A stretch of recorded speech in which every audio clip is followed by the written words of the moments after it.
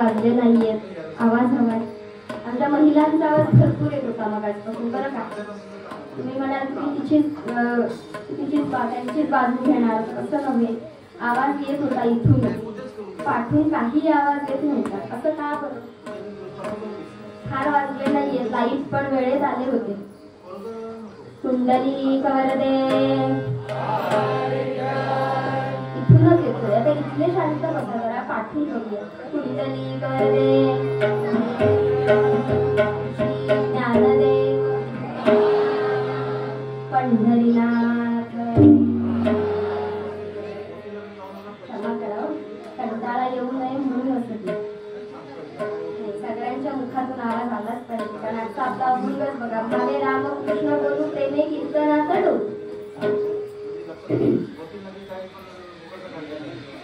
हा त्यांचा अभंग आहे. स्वामी स्वरूपानंद बरं का. पावस हे स्वामी स्वरूपानंद. रत्नागिरी जिल्ह्यामध्ये पावस हे गाव आणि तिथले स्वामी स्वरूपानंद, ज्यांना संत ज्ञानेश्वर महाराजांचा अवतार समजला जातो. त्यांचं मूळ नाव असं आहे रामचंद्र विष्णू गोडबोले. स्वामींनी आपल्या मूळ अभंगामध्ये असं सांगितलंय, भावे रामकृष्ण बोलू प्रेमे कीर्तनात डोलू.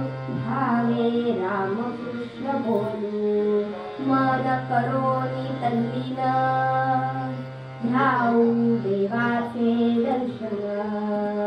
भावे रामकृष्ण बोलू प्रेमे कीर्तनात डोलू. स्वामी म्हणे रात्रंदीन घेऊ देवाचे दर्शन. भावे रामकृष्ण बोलू प्रेमे कीर्तनात डोलू. सच्चिदानंद सद्गुरु स्वामी स्वरूपानंद महाराज की जय. स्वरूपानंदांनी सांगितलं की भावे रामकृष्ण बोलू प्रेमे कीर्तनात डोलू. राम आणि कृष्ण बरं का, हे दोन वेगवेगळे आहेत की नाही? राम वेगळा आहे, कृष्ण वेगळा आहे, पांडुरंग वेगळा आहे, हो ना? हा हो बरं. नाही कोण म्हणतंय अहो एकच आहे. आपण हो कसं म्हणू शकतो? अहो प्रत्येक भगवंताचा श्री विष्णूंचा तो अवतार आहे की नाही? समर्थांनी म्हटलं इथे काय उभा श्रीरामा मनमोहन मेघश्यामा. पांडुरंगाला जाऊन म्हटलं, समर्थ पंढरपुरात गेले तेव्हा म्हणाले अरे इथे काय उभा श्रीरामा मनमोहन मेघश्यामा. त्यांनी त्या पांडुरंगामध्ये सुद्धा काय पाहिलं की माझा राम आहे. अहो राम म्हणा, कृष्ण म्हणा, पांडुरंग म्हणा आणि विष्णू म्हणा, एकच अवतार आहेत की नाही? फक्त त्यांचे वेगवेगळे अवतार प्रत्येक युगामध्ये अवतार झाले. आता श्रीकृष्ण जन्माष्टमी येते, ते जवळ कृष्ण जन्म घेतला. कशासाठी? परित्राणाय साधूनां विनाशाय च दुष्कृतां धर्म संस्थापनार्थाय संभवामि युगे युगे. साधूंचं रक्षण करण्यासाठी आणि दुष्ट माणसांचा नाश करण्यासाठी. आता आपल्याला या अभंगामध्ये काय बघायचंय? राम आणि कृष्ण या दोघांना बघायचंय. भावे रामकृष्ण बोलू. स्वरूपानंदांनी बघा, तुम्ही पावसला कधी गेलात ना तर बघा कायम तिथे राम ओम राम कृष्ण हरी, ओम राम कृष्ण हरी हेच सुरू असतं. म्हणून स्वामी म्हणाले भावे रामकृष्ण बोलू प्रेमे कीर्तनात डोलू. कीर्तनात डोलायचंय बरं का. आपण कुठे कुठे कधी कधी डोलत असू हे काही मला माहित नाही, आपल्याला माहिती बरोबर की नाही? कीर्तनामध्ये डोलायचंय ते पण कसं? असं म्हणजे भावे रामकृष्ण बोलू. कीर्तनामध्ये बसल्यावरती भगवंताचं स्मरण करायचंय. कीर्तनकार काय सांगतोय हे इथे ऐकायचं आणि इथे सोडून घरी निघून जायचंय असं नाही. चांगलं ते घ्यायचंय. कीर्तनकार पण चुकू शकतो. कीर्तनकार मोठे काय अगदी पठडीचे अभ्यास करून किंवा अवतार संत नाहीये. फक्त हे पत्र पोहोचवणारे जे आपले पोस्टमॅन असतात की ते की संतांनी काय सांगितलंय, भगवंतांनी जे दिलंय, संतांनी जे जे लिहिलंय ते फक्त कीर्तनकारांनी सगळ्यांपर्यंत पोहोचवायचं. म्हणून आमचा फिरता धंदा असतो, बरं का? फिरता, आज इकडे तर उद्या तिकडे, म्हणून कीर्तनकार कधीच जागेवर भेटत नाही. बरं, असा फक्त कीर्तनकार आम्हीच होऊ शकतो का? आपण प्रत्येक जण कीर्तनकार होऊ शकतो आणि आहोत. तुम्हाला माहितीये तुम्ही सुद्धा कीर्तनकार आहात. तुम्हाला माहितीये का? नाही माहित असणार. आम्ही कुठे कीर्तनाला जातोय तुझ्यासारखं असं साडी बिडी नेसून? नाही, आपण कीर्तनकार आहोत. सांगते उदाहरणार्थ, आता मी इथे जे काही आख्यान मांडेन किंवा जे काही बोलेन ते तुम्ही घरी नंतर किंवा सकाळी कुठे पाणी भरायला आपली भेट होते, महिलांची कपडे धुवायला भेट होते, कुठेतरी भेट होते, तिथे आपले विषय निघतात की नाही. हा, काल बाबा ती पोरगी आलेली ना, तिला काहीतरी असं रामाबद्दल सांगितलं, कृष्णाबद्दल सांगितलं, हे खरंच असं होतं का? बरं, द्रौपदी जेव्हा अडचणीत होती तेव्हा कृष्ण खरंच धावून गेला होता का? मग दुसरी काय म्हणेल, हो गेला होता. कधी? जेव्हा कृष्णाचं बोट कापलं होतं तेव्हा द्रौपदीने काय केलेलं? आपला पदर फाडून ती चिंधी बांधली होती. आणि त्याचेच ऋण फेडण्यासाठी जेव्हा दुःशासन म्हणजे द्रौपदीचं वस्त्रहरण आपण जे म्हणतो तेव्हा गोपाळकृष्ण धावत येतात. पितांबर दिला फाडून द्रौपदी श्री बंधू शोभे नारायण, आहे की नाही असं बोल? मग तुम्ही ज्या गोष्टी एकमेकांच्या मध्ये जेव्हा बोलताय तिथेच तुम्ही कीर्तनकार झालात. बरं, आता आम्ही कीर्तनात वेगळं काय करतोय? तुम्ही फक्त तिथे पद म्हणणार नाहीत, गाणी म्हणणार नाहीत, एखादा श्लोक म्हणणार नाही, पण आपण जे काही भगवंताबद्दल बोलतोय हेच आपण कीर्तनकार. फक्त तुम्हाला उभं राहण्याची गरज आहे. म्हणून आम्ही प्रत्येक ठिकाणी म्हणतो आज कीर्तनकार घडले पाहिजे. आज आपल्याला, आपल्या भारताला, आपल्या हिंदू धर्माला त्याची गरज आहे. आज किती बातम्या येत आहेत बघा. 2-3 दिवसापूर्वी त्या मुलीला मुस्लिम लोकांनी मारलं. किती वाईट घटना आहेत या. आत्ताच या घटना आहेत. कुठे हिंदूंची बांगलादेशमध्ये मंदिरं जळत आहेत. रत्नागिरीत गुरांची किंवा वासराचे जे काय त्यांची माळ वगैरे असं काहीतरी सापडते. त्याचं कारण काय? गो हत्या होतीये.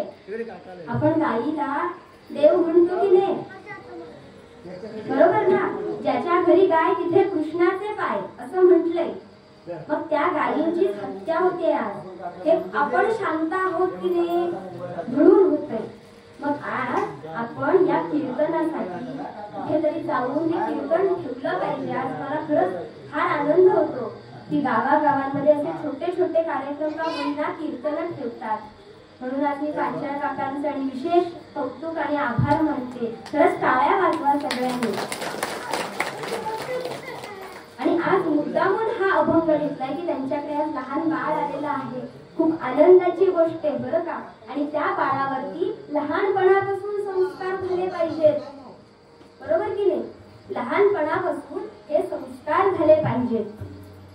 तेव्हा ते बाळ कुठेतरी मोठं होतं, तेव्हा ते चांगल्या पद्धतीनं आपल्या मार्गाला लागतं. प्रल्हाद महाराज एका राक्षस कुळामध्ये जन्माला आले. प्रल्हाद महाराज माहितीयेत ना? हिरण्यकशिपू हा राक्षस. त्यांच्या कुळात प्रल्हाद महाराज जन्माला आले. बघा बरं, बाळ जन्माला येतात काय म्हणतो? पहिलं काय बोलायला लागलं? बोबडे शब्द असतात. पहिलं काय म्हणायला लागतं? बाबा बाबा. आई म्हणत नाही बरं का. तुम्ही म्हणाल आई म्हणतं, नाही, बाबा असं म्हणतो. कारण ते शब्द फार सोपे. बाबा म्हणायला सोपे. बाबा होऊन नंतर जी कर्तव्य असतात ती फार कठीण असतात बरं का. बाबा बाबा आणि नंतर हळूहळू जेव्हा चांगले शब्द येतात ना तेव्हा म्हणतात आई आई. मग बाबा निघून जातो. मग आई आई येते. बाई येईपर्यंत आई असतो बरं का. आहे की नाही? सत्य परिस्थिती. पण आमच्या प्रल्हाद महाराजांनी काय केलं? नारायण नारायण. आई नाही, बाबा नाही आणि बाई पण नाही. नारायण. भगवंताचं नामस्मरण केलं. का हो, आई बाबा संस्कारी पाहिजेत का मुलं चांगली होण्यासाठी? पण तो जो व्यासंग आहे ना, व्यासंग तो फार महत्वाचा आहे. नारायण नारायण प्रल्हाद महाराजांनी नारायण नारायण हे म्हणायला सुरुवात केली. मग हा त्यांचे बाबा हिरण्यकश्यपू काय म्हणतात? हा माझा मुलगा, आम्ही राक्षस कुळातले, आणि हा नारायण म्हणतो. जिथे देव पूजा काही कशाला अर्थ नाही.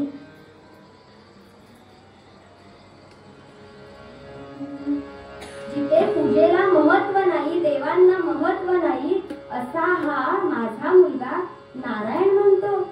मग याला आता काय करायचंय? याला न्या आणि उकळत्या तेलामध्ये टाका. म्हणून सगळेजण असे ना धरतात, त्याला धरतात आणि असं उकळतं तेल असतं आणि त्यात प्रल्हाद महाराजांना नेऊन टाकतात. तुम्ही कल्पना करा, आपल्या बाळाला साधं लागलं तरी किती त्रास होतो आईला. उकळत्या तेलामध्ये आपल्या लेकराला टाकताना कोणाला बघवेल? हरि ओम नमो नारायणा, हरि ओम नमो श्री नारायणा, हरि ओम नमो श्री नारायणा, हरि ओम नमो श्री नारायणा, हरि ओम नमो श्री नारायणा, हरि ओम नमो श्री नारायणा.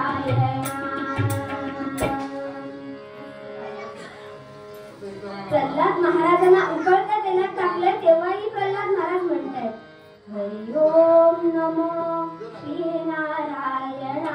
नारायणा आता तूच वाचव आम्हाला. माझ्या वडिलांनी तेलामध्ये मला उकळत्या टाकलंय, आता मला तूच तार. आणि ते तारण्यासाठी भगवंत येतो बरं का. अहो ते उकळतं ते शांत होणं ही कृपा आणि ही जादू आहे. ही जादू कोणी शिकवत नाही, ही भगवंताची लीला असते. म्हणून मुखामध्ये रामकृष्ण बोलू प्रेमे कीर्तनात डोलू असं सांगितलं.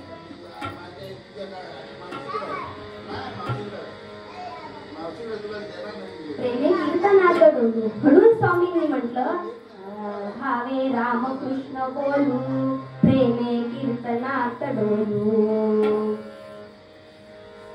राम आणि कृष्ण हे आपल्याला सोडवायचंय. बघा बरं, आता रामाला पहिलं आपण बघूया. राम कसा आहे किंवा रामाची भक्ती करणारा कोण बरं?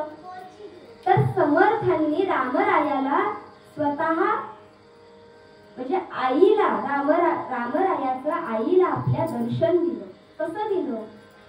तर स्वतः आधी त्याची उपासना केली. म्हणून समर्थांच्या बैठकीमध्ये काही जाणारे असतील, समर्थांच्या बैठका आहेत, बालोपासना आहेत. समर्थांनी सांगितलं की आधी उपासना करा, भगवंताची उपासना करा आणि भगवंताला जाणून घ्या. जेव्हा टाकळी या गावामध्ये कुलकर्णी नावाचे गृहस्थ होते, तेव्हा तिथे काय बरं झालं, त्यांचं पूर्ण संसार छानपैकी आनंदात चालू होता. आणि एक दिवस त्यांना मरण येतं बरं का. त्या कुलकर्णींना मरण येतं.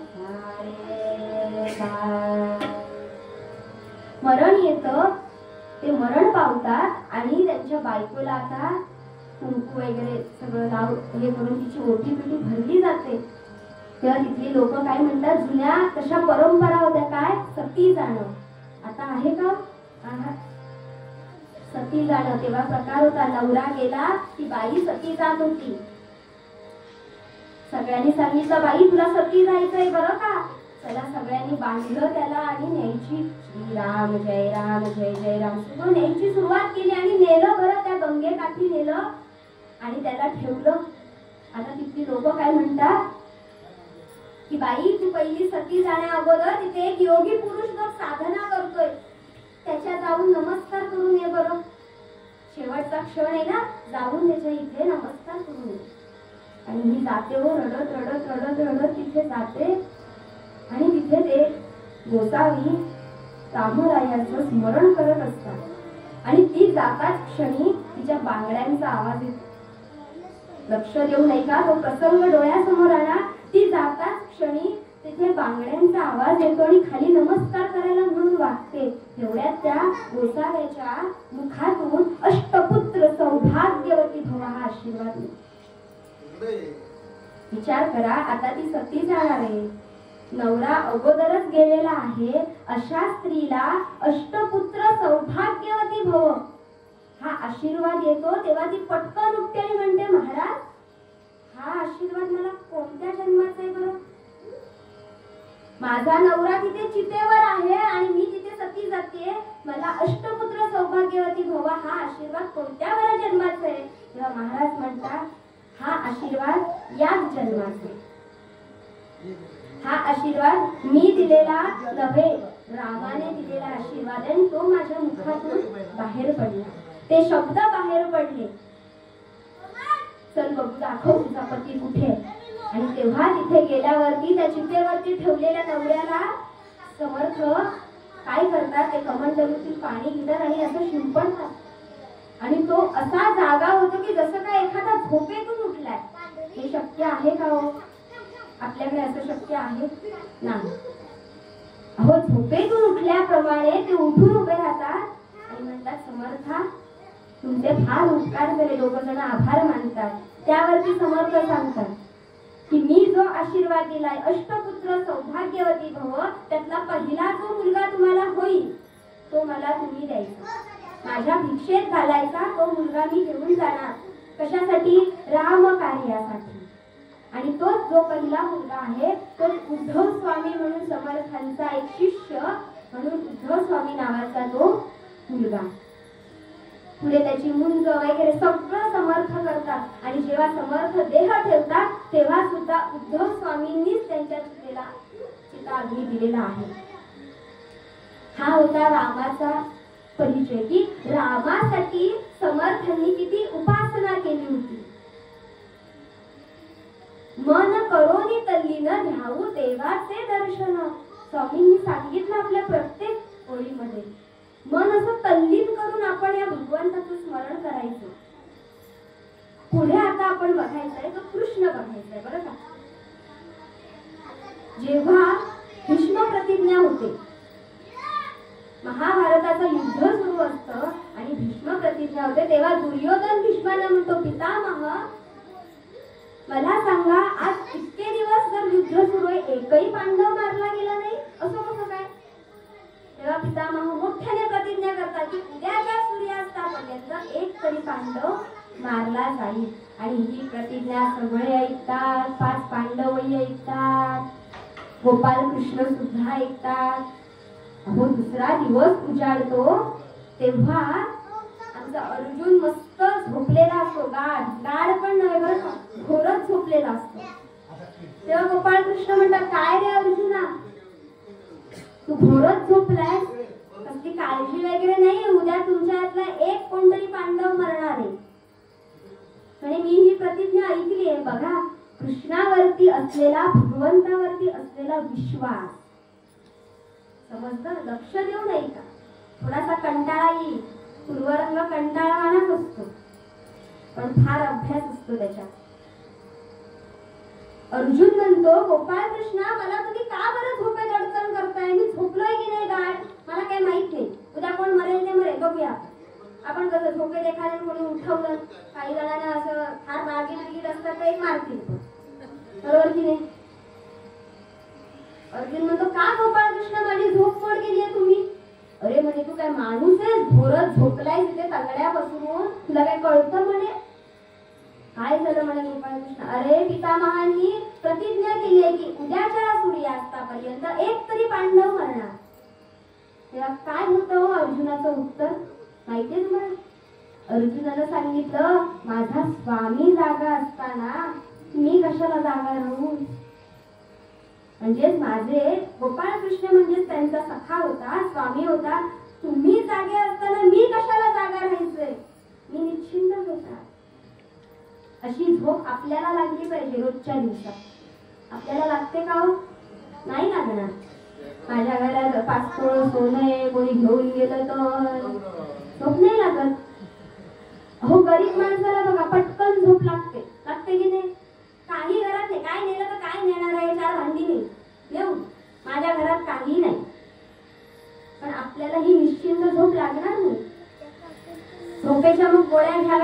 मागतात की नाही झोप लागण्यासाठी, कारण डोक्यातच 100 विचार सुरू असतात. पण ही निश्चिंत झोप लागण्यासाठी भगवंताचं स्मरण पाहिजे. बाबा रे, तुझ्या कृपेने आजचा दिवस मला चांगला गेलाय, आज मी झोपतोय बरं का, मला उद्या उठायचंय. प्रत्येक जण सकाळी उठतो की नाही? उठतो ना? म्हणजे सगळेजण 100% उठतात, झोपेत नाही. ही खात्री आहे ना तुम्हाला की आम्ही उद्या उठणार आहोत? प्रत्येकाला खात्री आहे? आहे? मला नाहीये, मला अजिबात नाहीये, म्हणून मी कीर्तन सोडत नाही. मला अजिबात नाहीये का मी आज रात्री जाऊन जर झोपले तर मी सकाळी उठेल याची मला खात्री नाही. झोपेत काय झालं तर काय करायचं, म्हणून खात्री बाळगायची नाही का? कारण मरण हे फार अगदी पाण्यावरचा जो बुडबुड असतो ना तो क्षणात फुटतो, तसं मरण आहे आपलं. आपल्याला जर निश्चिंतपणे जर सकाळी रात्री झोपून सकाळी उठायचं असेल तर भावे रामकृष्ण बोलू प्रेमे कीर्तनात बोलू. रामकृष्ण बोलायचं आणि कीर्तनामध्ये डोलायचं. स्वामीजी म्हटलं मी कोणत्याही रूपात असे ना, पण तो देव कोणत्याही माणसाच्या रूपात येऊन भेटतो की नाही? जनाबाईचं एक दृष्टांत सांगते तुम्हाला. मंगळवेढ्यामध्ये जनाबाई राहत होत्या.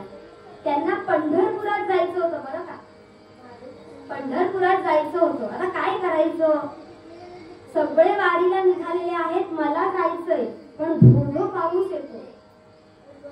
तरी आज आपल्याकडे पाऊस नाहीये त्यामुळे जरा बरे, धो पाऊस येतो आणि आता करायचं काय, जायचं कसं? अर्ध्यावर गेले आणि एक मोठं पिंपळाचं झाड किंवा वडाचं झाड असतं आणि नेमकी तिथून स्वामी समर्थांची पालखी निघालेली असते अक्कलकोटला जायला.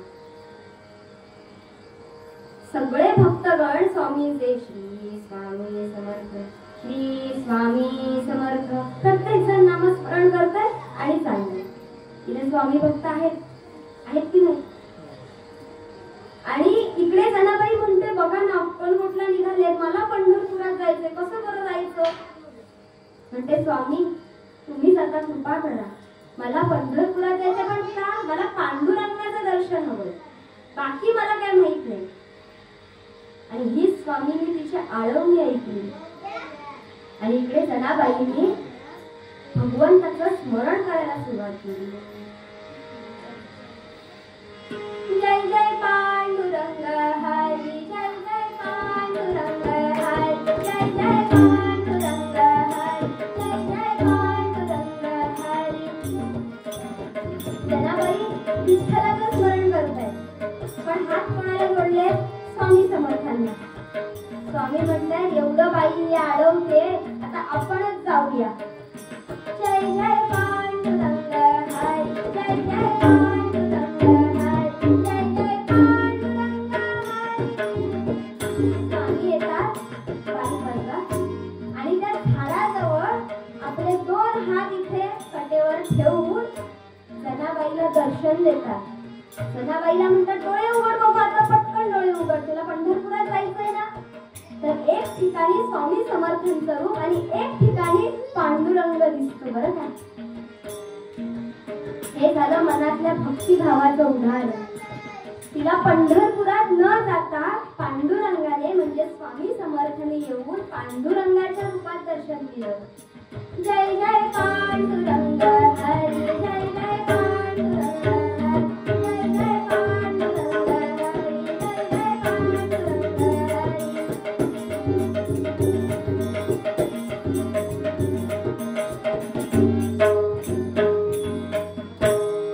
म्हणून स्वामी स्वरूपानंदाने सांगितलं की तुमचं मन हे तल्लीन करून माझ्या चरणांजवळ आणा.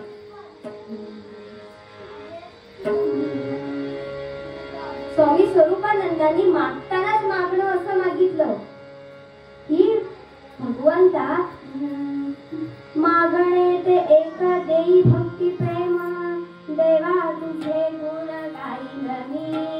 स्वामी म्हणे पायी ठेवीन मी माझा, तेने माझ्या चित्ता समाधान. स्वामींनी मागितलेलं मागणे ते एक देई भक्ती प्रेम. भगवंता माझं एकच मागणे. कसे देणारा ज्या ताकदीचा आहे तसं मागणारा पण त्या ताकदीचा असावा. बरं का? देणारा जर अगदी खुल्या हाताला देत असेल तर आमच्यासारखा माणूस काय म्हणेल, नाही हो वाईट जरा चुना हवा होता, असं मागितलं तर चालेल का? हा, तंबाखू मारायचा चुना संपलाय तो हवाय, हो कोणाकडे मागतो? तुझं मागणं असावं. मागणं कसं असावं की भरभरून हवं, कारण देणारा त्या ताकदीचा आहे. मागणे ते एक देई भक्ती प्रेम. देवा तुझे गुण काही नव्हे. स्वामी म्हणे पायी ठेवी नवी माता. तेने माझ्या चित्तात समाधान. समाधान दे मला.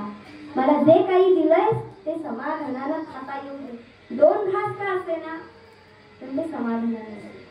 आणि म्हणून आमच्या स्वामींनी मूळ पद्यात जे काही सांगितलंय ते शब्द, त्या अभंगाचे शब्द आपण पुन्हा आपल्या गोड हाताने हृदयावरती कोरायचे. बरं का? हृदयावरती, तुम्ही म्हणा हृदयावरती कसे कोरायचे? आपण हातावरती कोरतो की नाही, आई बाबा वगैरे वगैरे, तसे मनानं कोरायचे. का? भगवंतासाठी. आणि तेच अभंगाचे शब्द पुन्हा गायचे आणि आपण आख्यानाला सुरुवात करायची.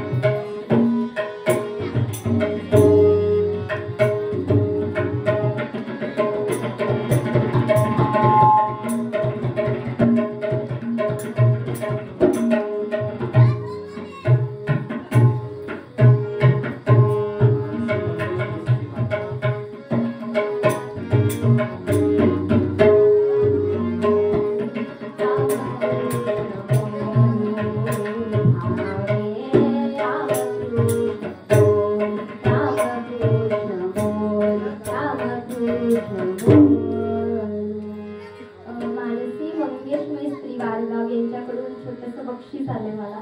धन्यवाद. मध्यंतरी आमचा छोटा बाल कलाकार गायन सेवा करतो.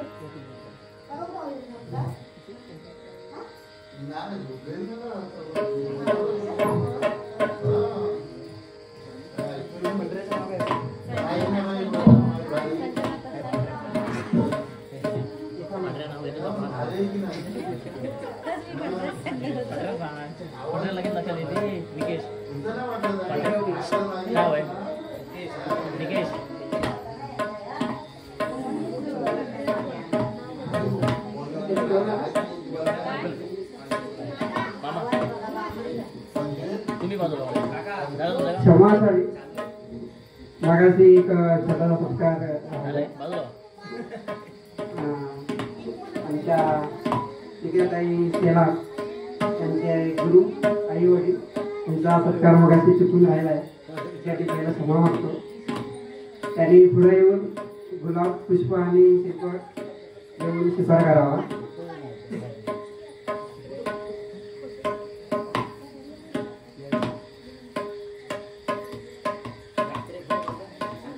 कीर्तनकारांचे आई वडील प्रत्येक गोष्टीसाठी एक गुरु लागतो. पहिला आपले आई वडील असतात, त्यांच्यामुळेच आपण पुढे जातो. प्रत्येक गोष्टी साथ ही महत्वाची असते, ती आई वडिलांची असते. आणि निकिताचा पूर्ण भाग्य आहे की तिला असे आई वडील लाभले. त्यासाठी जोरात टाळ्या म्हणावा.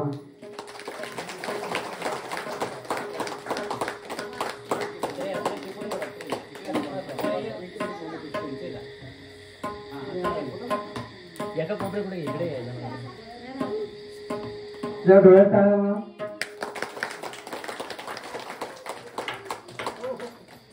धन्यवाद.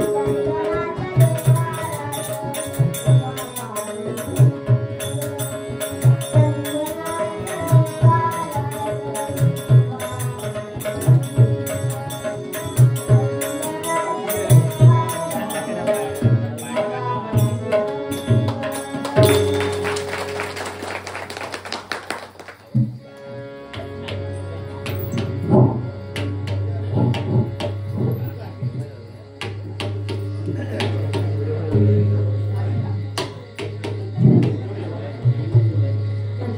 सुंदर अशी गायन सेवा असे कोणत्या कोणी अनुभव मिळाला आहे का तुमच्यामध्ये?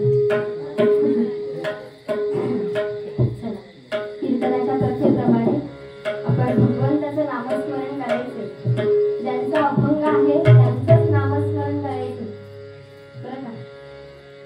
समर्थांनी म्हटलं, देव मस्तकी धरावा आणि अवघा हलकल्लोळ करावा. असं मोठ्याने नामस्मरण, हाताने टाळी, मुखाने ना, पाठीचा कणा ताट,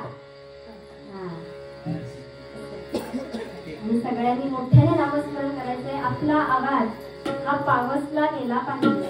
तुम्ही उद्या मला विचारलं पाहिजे, का बाई राजापुरातून मोठ्याने नामस्मरण ऐकू येत होतं, तेव्हा मला सांगायला झालं पाहिजे अभिमानाने की आम्ही जिथे कीर्तन करत होते तिथून हा आवाज येत होता. बरं का, येणार ना?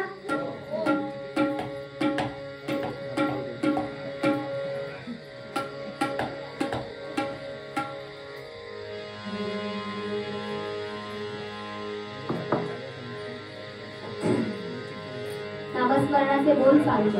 मोठा मंत्र आहे. ओम राम कृष्ण हरी स्वरूपानंदा चित्ती धरी.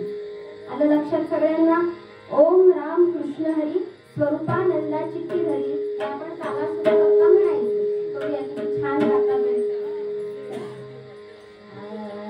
ओम राम कृष्ण हरी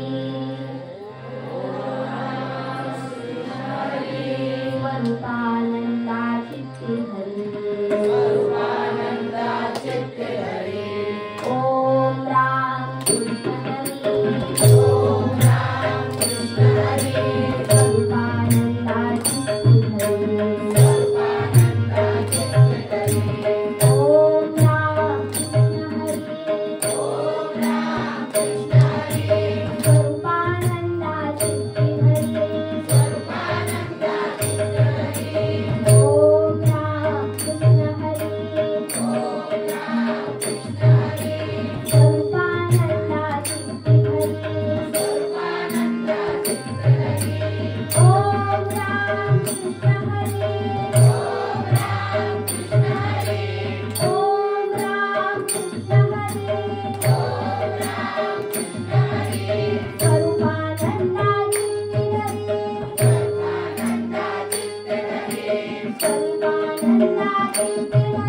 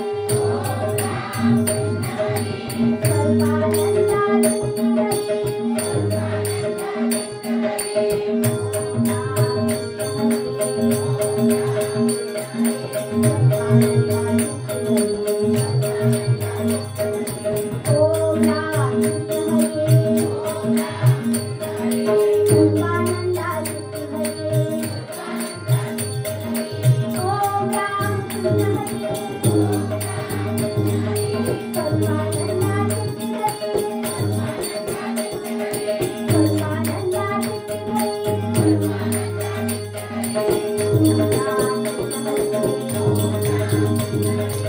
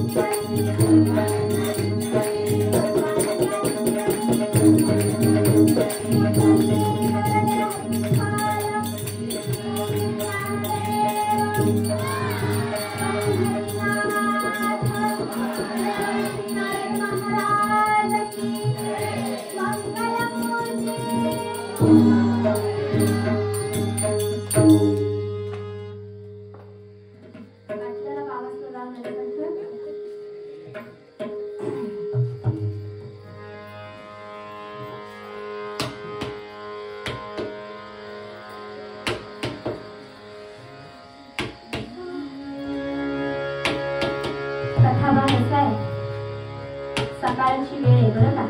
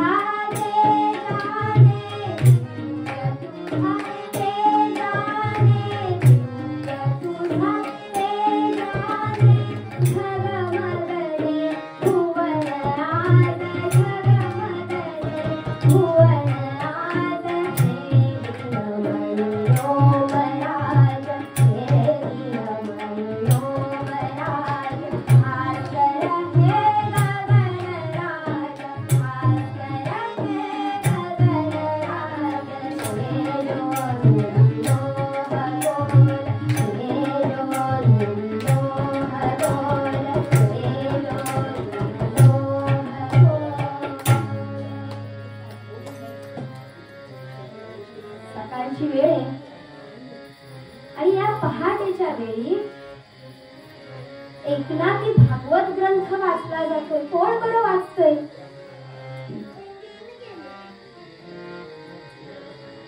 एकनाथी भागवत ग्रंथ कोण बरं वाचतोय? एक लहान एवढीशी मुलगी, लहान मुलगी काहीतरी वाचतेय. आपण लहानपणी काय करतो? ओके, मोबाईल वापरतो. ती काहीतरी वाचतेय, ते पण काय नाथांचं भागवत वाचतेय, पण काही समजत नाहीये. काय वाचते मी, मला काही समजत नाही. 7 वर्षाची मुलगी काहीतरी वाचण्याचा प्रयत्न करते, पण काहीही समजत नाहीये. हे कसं समजणार? याचा अर्थ काय, याचा अर्थ काय, या ओळीचा अर्थ काय असेल, काही कळत नाही. हे सांगणारा कोण भेटेल का मला? जसं मगाशी म्हटलं की जसं मगाशी माझ्या आई वडिलांचा सत्कार केला, गुरु पाहिजे म्हणाले, गुरु आहेत ते नक्कीच. आपली भारतीय संस्कृती काय सांगते की प्रथम आई माझा गुरु, बरोबर की नाही? मातृदेवो भव, नंतर पितृदेवो भव. कारण आई पहिला स्वीकार करते आणि मग सुधार करते, आणि पितृदेवो भव नंतर का म्हटलंय तर बाबा आधी सुधारणा करून घेतात आणि मग स्वीकार करतात. थोडस तिथून बाजूला येऊन याचा अर्थ सांगते. आई पहिला स्वीकार कसा बरं करते? एखादं बाळ असेल तर त्याचं नाक वाहत असेल तर आई काय करते? पहिलं त्याला कडेवर घेते आणि मग नाक पुसते. बाबा काय करतात? जाग त्याचं ते नाक साफ कर, मग मी घेणार. म्हणजेच काय, आधी सुधारणा बाबा करून घेतात आणि मग आपल्या जवळ घेतात. आणि म्हणून आपल्या आईला भारतीय संस्कृती काय म्हणते की मातृदेवो भव, पितृदेवो भव. आई वडील आपले पहिले गुरु असतात, नंतर अनेक गुरु आपल्याला भेटतात. आणि तसाच हिला कोणत्या तरी एका गुरुची आवश्यकता असते की एवढीशी मुलगी काय बरं वाचतीये. आणि तेवढ्यात बाहेरून एक मोठ्याने गर्जना ऐकू येते, समर्थाचिया सेवका वक्र पाहे.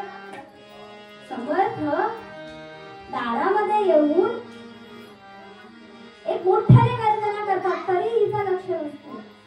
समर्थाचिया सेवका वक्र पाहे, असा सर्व भूमंडळी कोण आहे.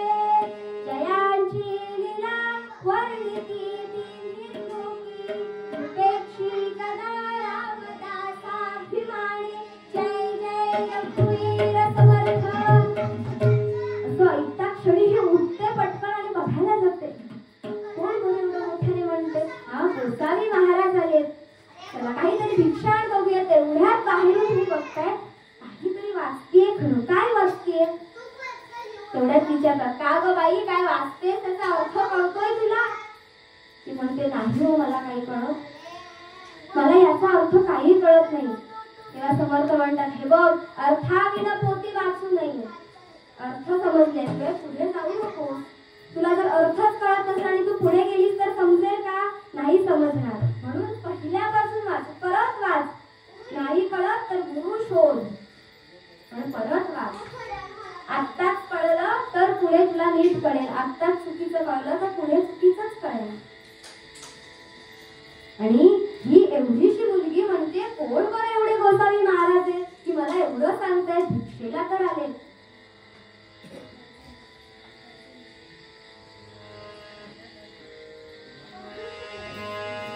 कोण बरं हे भिक्षुकीला आले आणि त्यांचं रूप कसं आहे हे ती आतूनच बघते. तैशी मूर्ती दृष्टी पडो, तैशी मूर्ती दृष्टी पडो, तैशी मूर्ती दृष्टी पडो, तैसा पायी कृती चढो, तैसा पायी कृती चढो, तैशी मूर्ती दृष्टी पडो. उठून बघते तर प्रचंड उंच आणि छान दिसपट माणूस. कटी अडबंगा कौपिना, कटी अडबंगा कौपिना, कंठी तुळसी मणिभूषण, कंठी तुळसी मणिभूषण, तैशी मोती दृष्टी पडो, तैशी मोती दृष्टी पडो, तैसा पायी कृती चढो, तैसा पायी कृती चढो, तैशी मोती दृष्टी पडो, तैशी मोती, तैशी मोती, तैशी मोती दृष्टी पडो. समर्थांचं रूप बघितलं, भारी आभाळ सुंदर, नेत्र दिव्य असं रूप बघितलं आणि म्हणाले, थांबा गोसावी महाराज, पटकन भिक्षा घेऊन येते. धावत धावत आतमध्ये जाते आणि काय डाळ तांदूळ जे काय आहे ते घेऊन त्याला भिक्षा घालते. समर्थ म्हणतात, हे बघ मुली, अर्थ कळल्याशिवाय परत सांगतोय, अर्थ कळल्याशिवाय पुढे जाऊ नकोस. आणि हे सतत तिच्या डोक्यामध्ये येत राहतं की का बरं असं म्हणाले असतील. आणि समर्थ तिथून झपकन निघून जय जय रघुवीर समर्थ म्हणतात आणि निघून जातात. आणि निघून गेल्यावरती आता हिला विचार पडतो की मला आता याचा अर्थ कसा कळेल, कसा बरं याचा अर्थ कळेल. मला हा अर्थ सांगणारा गुरु कुठे भेटेल. म्हणून ही धावत धावत ज्यांनी हा ग्रंथ वाचायला सांगितलाय त्यांच्याकडे धावत धावत जाते. कुलपुरोहितांकडे. ते मस्त जेवण करून लवंग तोंडात ठेवून झोपाळ्यावरती झोके घेत बसलेले असतात.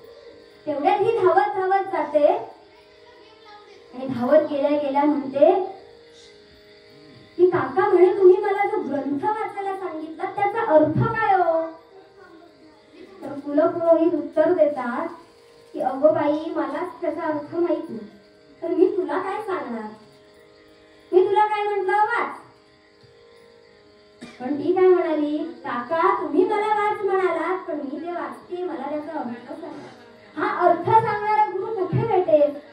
कुलपुरोहित म्हणतात नक्की भेटेल.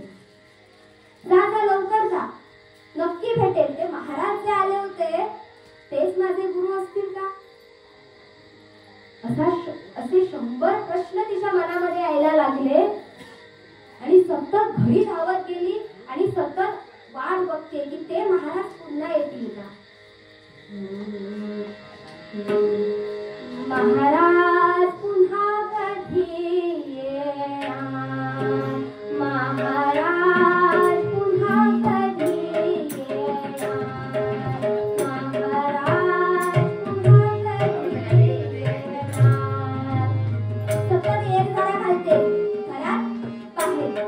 आहे बाहेर. पुन्हा ते महाराज आले तर काम करायला जायचं, पटकन भांडी धुवायची. मी भांडी घासत असताना येऊन गेले तर मग मला माझा गुरु भेटेल कुठे? म्हणून वाट बघते. अहो डोळ्यामध्ये अशी अक्षरशः वाटेकडे डोळे लावलेत आणि वाट बघते. महाराज पुन्हा कधी येणार? महाराज पुन्हा कधी येणार?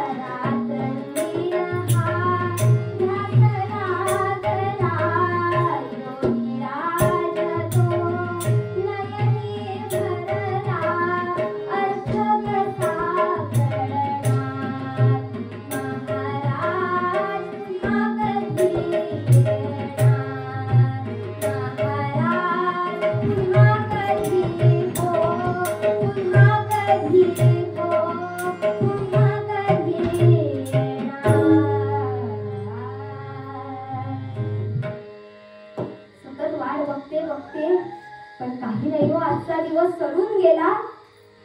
आणि ही कोण बरं मुलगी होती? देशपांडे घराण्यातली वेणू नावाची मुलगी. वेणा.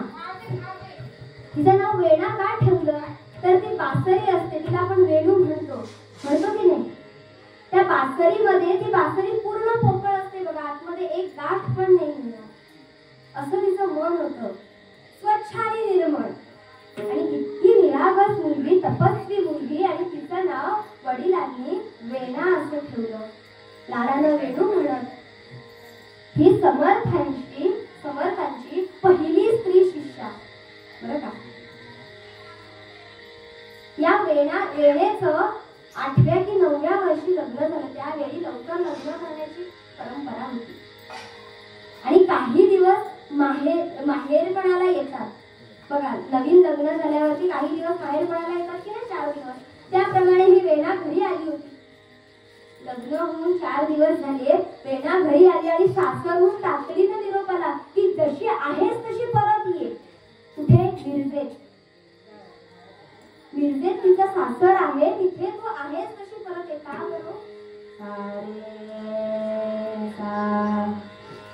हा निरोप असा होता की तुझ्या नवऱ्याला मरण आले. विचार करा, 8 वर्षाची मुलगी, तिला लग्न माहित नाही, तिला संसार माहित नाही, तिला नवरा काय असतो माहित नाही, तिला घरदार सासू सासरे काही माहित नाही.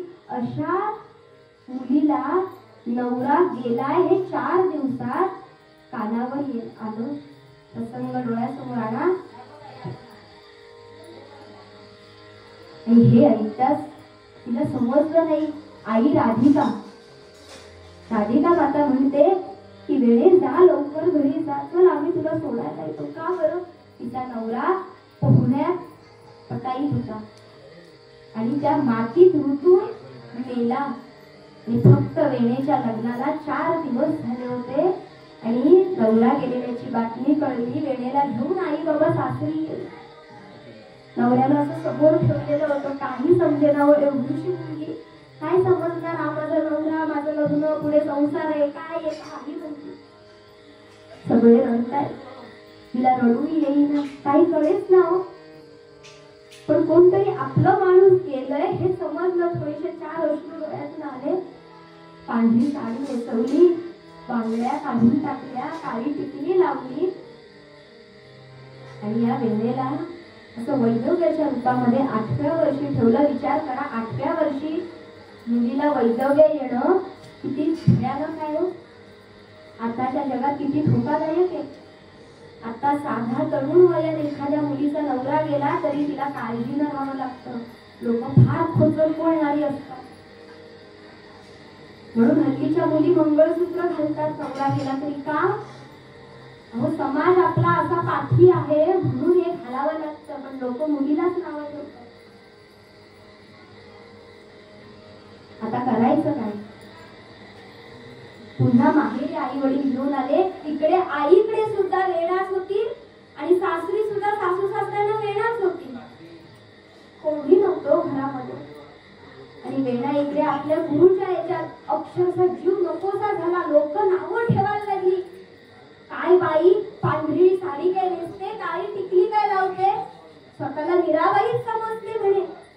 असं बारीक सारीक बोलणं. हा आता नवरा गेलाय कुठेतरी छेडछाड करणं, हे सगळे धंदे सुरू झाले. बरं का, यात आपण पुरुषांना नावं ठेवतो. वेणेला त्रास द्यायला बायका महिला सुद्धा पाठी होत्या. तिच्यासारख्या वैदव्य आलेल्या स्त्रिया सुद्धा तिला बोलत होत्या. फार रडायची. काय करायचं, रडायची.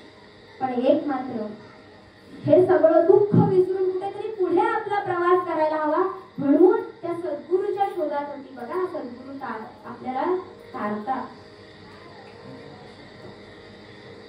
आणि आता करायचं काय, माहेरी आली. माहेरी गोकुळजी पंत वडील आणि राधिकाबाई दोघही रामाची भक्ती करणारे.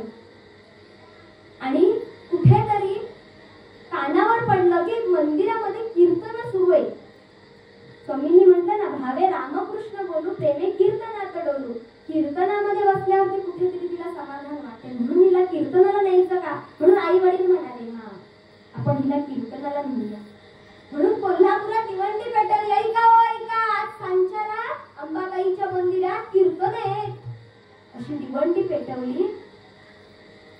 आणि आता कीर्तनाला निघाले.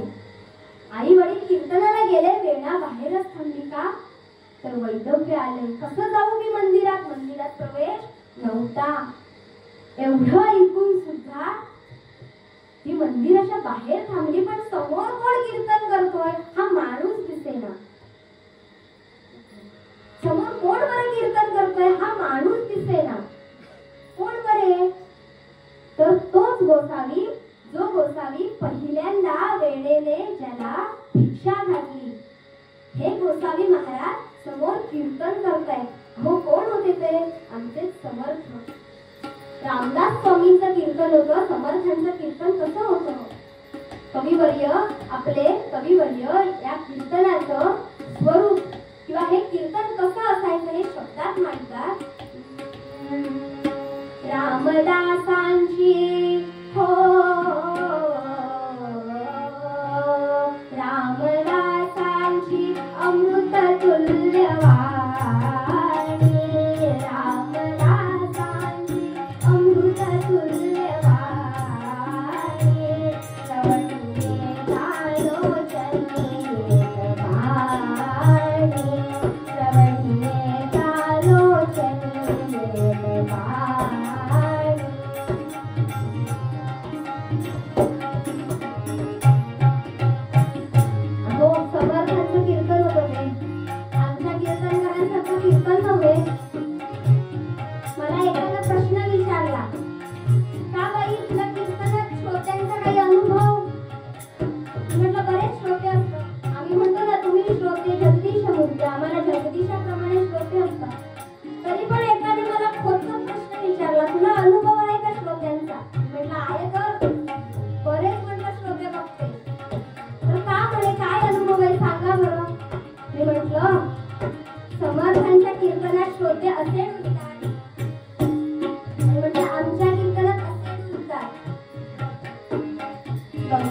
सोडून द्या.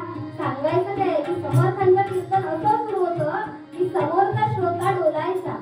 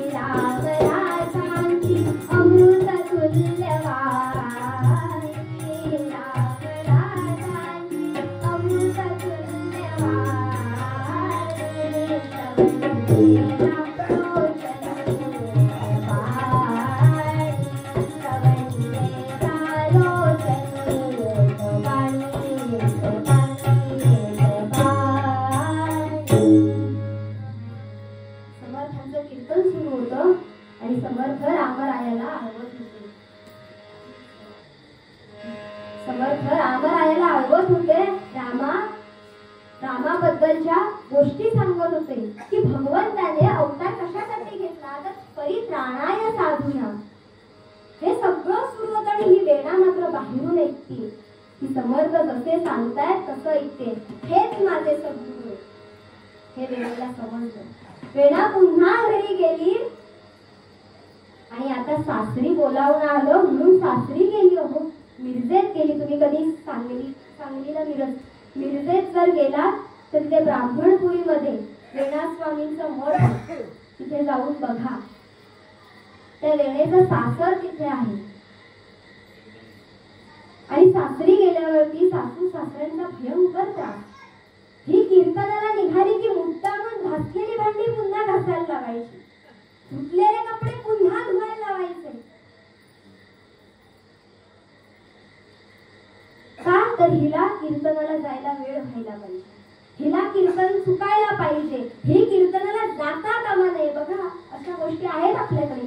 कुठेतरी आपण चांगलं करायला जातो तेव्हा पाठून पाय ओढणारे असतात की स्वतःही पुढे जायचं नाही आणि दुसऱ्यालाही पुढे जाऊ द्यायचं नाही. तसंच या वेणेच्या बाबतीत मग कुठेतरी पटपट आवरायचं आणि अगदी शेवटी भैरवी येईल त्यावेळेस जाऊन समर्थांच्या समोर उभं राहायचं. आणि अशीच आवरून जेव्हा ती पुन्हा निघाली तेव्हा ते चांडाळ चौकशी जे करणारे असतात, झाडावरती पारावरती बसलेले बिनकामाचे म्हणायचं, ही जेव्हा निघते पांढरी साडी नेसलेली असते, कपाळाला काळी टिकली, आणि ही जेव्हा निघते तेव्हा मुद्दाम हिला त्रास किंवा वाईट वाटायला पाहिजे म्हणून बोलायचं, हा आज गोसाव्याचं कीर्तन आहे, नाही संपलं असेल आता काय जाऊन उपयोग नाही. म्हणजे ही निघाली की मुद्दा म्हणून बोलायचं, म्हणजे हिनं जाऊच नाही. आणि ही निघाली की मुद्दा म्हणून काहीतरी घाणेरडं बोलायचं. देशपांड्यांची पोर ही वेणा भवानी जाते नित्य कीर्तना. देशपांड्यांची पोरगी निघाली की मुद्दामून ती लोक मुद्दामून त्रास देऊन तिला नावानं म्हणायला लागायचे, देशपांड्यांची पोर ही वेणा भवानी जाते नित्य कीर्तना. देशपांड्यांची पोर ही वेणा भवानी जाते नित्य कीर्तना. रात्रंदिन हा मानन खाणा गोसाव्याला म्हणते गाणं. गोसावी हा उमदा दिसतो भजनी कीर्तनी भोगदास. गोसावी हा उमदा दिसतो भजनी कीर्तनी भोगदास. देशपांड्यांची पोर ही वेणा भवानी जाते नित्य कीर्तना. रात्रंदिन हा मानन खाणा गोसाव्याला म्हणते गाणं.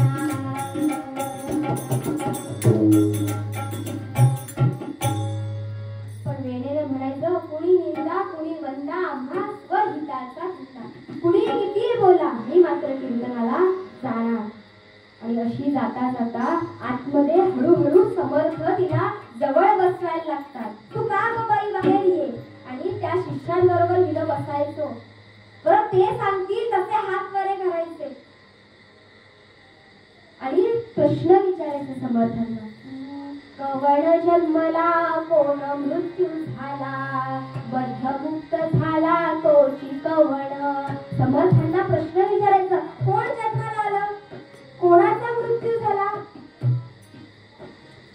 कोणाचा नाश होणार आहे आणि आपण कसं वागलं पाहिजे, असे 100-25 किती म्हणाल तेवढे प्रश्न विचारायचे. आणि मग समर्थांनी उत्तर द्यायचं, जीव हा जन्मला जीव मृत्यू झाला, बद्धमुक्त झाला तोची जीव. जीव जन्माला येतो त्याचा मृत्यू होतो. असे 25 प्रश्न करायचे आणि समर्थांनी उत्तर द्यायची. आता वेणेनं म्हणायचं, समर्था मी थकले यांच्या निंदेला, मला घेऊन जा. माझी जाण्याची वेळ आली. कुठे माहेरी. माहेरी म्हटल्यावरती त्यांना कळेना माहेरी असं वेणा का म्हणतेय. तर माहेरी म्हणजे माझी जाण्याची वेळ आली, आता मी थकले समर्था, मला तुम्ही घेऊन जा कुठेतरी. आणि असंच काहीतरी होतं. जेव्हा वेणा सासरी येते तेव्हा हीच लोक माहेरी जाऊन आई वडिलांना काय सांगतात, 4-4 जण तयारीने जातात. ती म्हणतात, मी बोललो की तू बोलायचं, म्हणजे मी चाळी सांगितली एक ती दुसरी तुला सांगायची. आता म्हणे वडील बस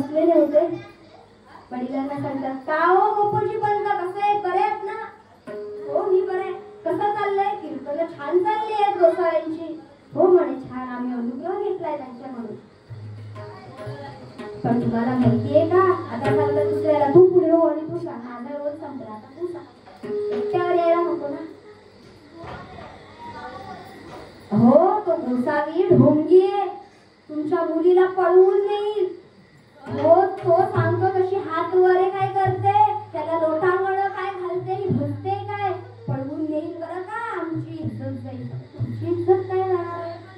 स्वतःला करायचं नाही, दुसऱ्यालाही करू द्यायचं नाही. जेव्हाच तिला आवरा, मुलगी आहे असं म्हटल्यावरती वेणा आतून आपल्या तोंडामध्ये असा पदर पदर गोळा करून तो तोंडात म्हणून उभी असते. काय बोलणार की आई काहीतरी आपली उत्तर देईल, बाबा काहीतरी उत्तर देतील. पण नाही, बाबा म्हणतात असं आहे. आई अक्षरशः वैतागते, म्हणते जा तिला नेऊन सोडा. सारखी रोज गावात त्यांची किटकिट, कंटाळा आलाय, घेऊन तिला तिकडे नेऊन सोडा. आता सासरचे मंडळी काय म्हणतात की बाबा सोनारांनीच कान टोचलेले बरे, दुखत नाही. आम्ही बोललो तर त्रास होईल, आई वडीलच काय ते बोलू दे. आणि म्हणून आई वडिलांनी काय करावं, या लोकांच्या नादाला लागून तिला एका खोलीमध्ये बंद केलं बरं का. ज्या खोलीमध्ये पाणी सुद्धा नव्हतं, जो माठ होता तो असा उपडी टाकून ठेवलेला होता. आणि आता त्या बाहेरच्या लोकांनी सांगितलं की हिला आता आपण दूध देऊया प्यायला. अरे हिला आपण दूध प्यायला देऊया. आणि त्या दुधामध्ये विष घालायचं. विचार करा, एवढीशी मुलगी इतकं सहन करते. आई वडिलांनी विषाचं दूध दिलेलं आहे प्यायला बरं का वेळेला. तो ग्लास आणला आणि तिला घुसमटायला झालं त्या खोलीत, म्हणून तो ग्लास आणला आणि घाट घाट घाट घाट करून ती प्यायला लागली. दूध प्यायल्यावरती ते हळूहळू विष अंगामध्ये मुरायला लागलं. वेळेला समजे ना मला नेमकी काय होतंय, काही कळे ना मला काय होतंय. पाणी प्यायला जावं तर तो माठ रिकामा, धाडकन खाली पडली. हळूहळू उठते तोवरती सगळं अंग काळं पडत चाललं, तोंडातून फेस यायला लागला. आईनं काय, आईचं हृदय असते बघा, आपल्या लेकराला विष प्यायला देणं.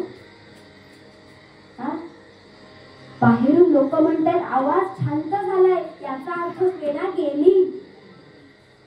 आवाज येत नाहीये, बाहेर तयारी करायला लागले, न्यायची तयारी. आणि ही वेणा म्हणते आता फक्त माझे डोळे शिल्लक आहेत, माझे डोळे उघडे तोवर समर्था मला फक्त तुमचं दर्शन द्या. हो, मी माझ्या गुरुच्या तळमळीत होते. गुरुची उपासना आणि गुरुची वाट पाहणं हे त्यालाच कळेल जो गुरुसाठी धडपडतो बरं का. परवाच गुरु पौर्णिमा झाली, किती जण स्टेटस ठेवतात, काय ठेवतात. पण गुरु आणि शिष्याचं नातं कसं असावं हे या वेळेच्या उदाहरणातून समजतं.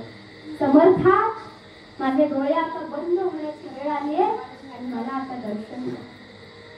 नाही दिलं ना तर अहो काही उपयोग नाही होणार. आता माझी जाण्याची वेळ आली आहे आणि मला एकदा शेवटची इच्छा आहे, मला तुम्हाला बघायचं. आणि बाहेर सगळे जण म्हणतात वेणा गेली.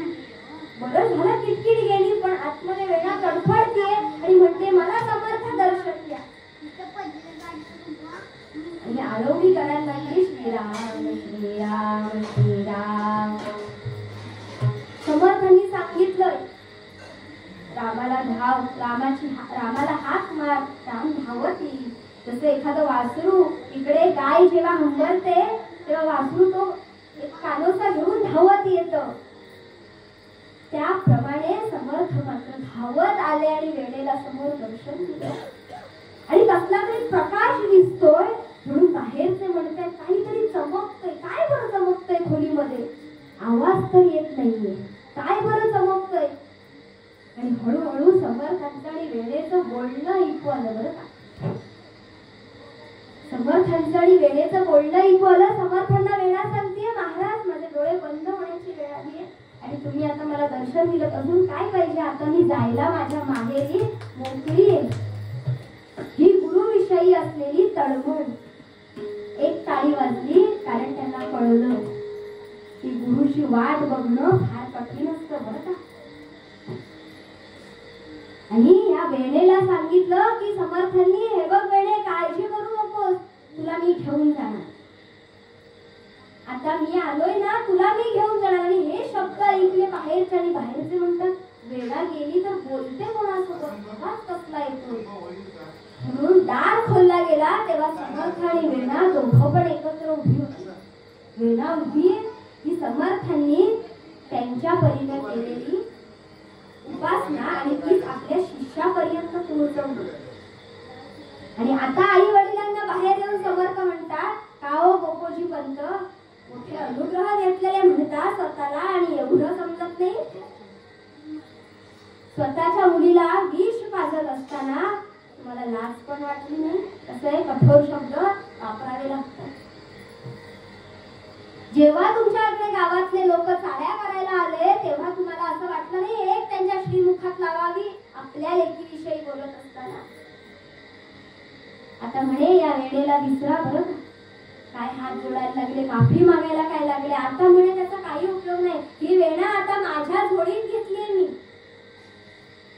आणि समर्थांनी सांगितलं, आता काही काळजी करू नको. अशी ही लोक सगळी पळून गेली बरं का. आता अंगाशी आल्यावरती सगळे पळून जातात, राहणारे मेन तिथे राहतात. आई वडिलांनी नंतर समर्थांची माफी मागितली आणि म्हटलं, समर्था आम्हाला माफ करा, आम्ही अनुग्रह घेतला, आम्हाला अजूनही गुरु कळला नाही, पण आमच्या लेकीनं तो अनुग्रह घेऊन गुरुची उपासना केली आणि त्या तळमळीनं वाट बघितली, म्हणून तुम्ही आलात. ही वेणा आता आमची, तुम्हाला आम्ही भिक्षेत घातली. आणि त्याप्रमाणे समर्थांनी, भिक्षा मला दुसरी काही नको, मला तुमची वेणा भिक्षेत द्या. आणि त्या वेणेला घेऊन मिरजेत जाऊन तिकडे त्यांनी त्या मठाचं मठाधिपती म्हणून तिला तिथे मठाधिपती केलं. आणि वेणेने पुढे अनेक ठिकाणी कीर्तन केली. म्हणून म्हटलं, समर्थांची शिष्या, स्त्री शिष्या, पहिली स्त्री शिष्या म्हणून वेणा स्वामी झाली. या वयात कीर्तन करायची, समर्थांनी सांगितलंय प्रमाणे वागायचं आणि सगळीकडे रामरायाचा प्रचार करायचा. आज आपल्याकडे अयोध्येत राम मंदिर आहे, उभारलंय, बरोबर की नाही? तेव्हा आपण सगळीकडे राममय झालेलो होतो, रामाची उपासना करत होतो, मंदिरांमध्ये जात होतो, तिथून आपल्याला अक्षता आल्या होत्या, बरोबर की नाही? सगळं काही सुरू होतं. हे एका दिवसासाठी आहे का? अनेक दिवस रोज आपण हेच केलं पाहिजे, सातत्य पाहिजे. आणि वेणेने आपल्या सद्गुरूला मिळवण्यासाठी इतके कष्ट सहन केले. आपल्याला तेवढे कष्ट पण नाहीये. आपल्याला साधं सोपं सांगितलंय की भावे रामकृष्ण बोलू, प्रेमे कृष्णाचा डोलू, फक्त नामस्मरण घ्या. नामस्मरण घेऊन आपलं पुढे भगवंताजवळ जाण्याची आपली प्रगती वाढते आणि ही उपासना सतत सुरू राहिली पाहिजे. म्हणून हे संस्कार केले पाहिजे. कोणी? आई वडिलांनी. आई वडिलांनी काय केलं हो या वेळेसाठी? आणि आपल्याकडे पण लहान बाळ आलेले आनंद आहे, बरोबर की नाही? आज ते हळूहळू मोठं होणार आहे, ते सुद्धा असं छान मोठं दीर्घायुष्य होणार आहे की भगवंताच्या चरणी आपण प्रार्थना करायची. आणि असं प्रत्येक ठिकाणी आपण ही कीर्तन, भगवंताची उपासना केली पाहिजे. आणि म्हणून हे वेळेचं आख्यान होतं की सद्गुरू काय असतात, लहानपणापासून काय संस्कार केले पाहिजेत आणि आपण काय केलं पाहिजे हे सांगणारं हे उदाहरण म्हणजे वेणा स्वामी. आणि अशा वेणेला नंतर मठाधिपती केलं. नंतर वेणेने समर्थांचा प्रचार केला, रामरायाचा प्रचार केला, समर्थांबरोबर सगळीकडे फिरली आणि आयुष्याचं सार्थक करून घेतलं. आणि अशा प्रकारे आजची आपली कीर्तन सेवा, आज आपण इथे या कीर्तनाला आपण पूर्ण विराम द्यायचा आहे. पण त्याआधी मी माझे 2 साथीदार मगाशीच ओळख केली. विजय काका लिंगायत तबल्याच्या साथीला असतात, गणेश काका लेले आणि ते झांजेच्या साथीला अत्रेय लेले, त्यांचा मुलगा. हे तिघेही माझ्यासोबत असतात. विठ्ठलांची ओळख मगाशी करून दिलेली आहे, मी एकदा दिली. माझ्यासोबत माझे आई वडील आहेत आणि मला इथे पांचाळ काकांनी बोलावलं, तर त्यांची सगळेच पांचाळ आहेत इथे, त्याच्यामुळे प्रत्येकाचं नाव मला माहीत नाही, पण त्यांची मी ऋणी राहीन. आणि अशा प्रकारे हे कीर्तन, आपली आजची कीर्तन सेवा आपल्या भगवंताच्या चरणी अर्पण करूया. आपल्या वेदांत बाळाला छान छान दीर्घायुष्य, निरोगी आयुष्य, अखंड आयुष्य लाभो आणि त्याची प्रगती हो. कारण आज त्याचा जो काही सोहळा होता त्यामध्ये कीर्तन त्याच्या कानावरती, जरी तो बसला नाही तरी कीर्तन त्याच्या अंगणात झालंय.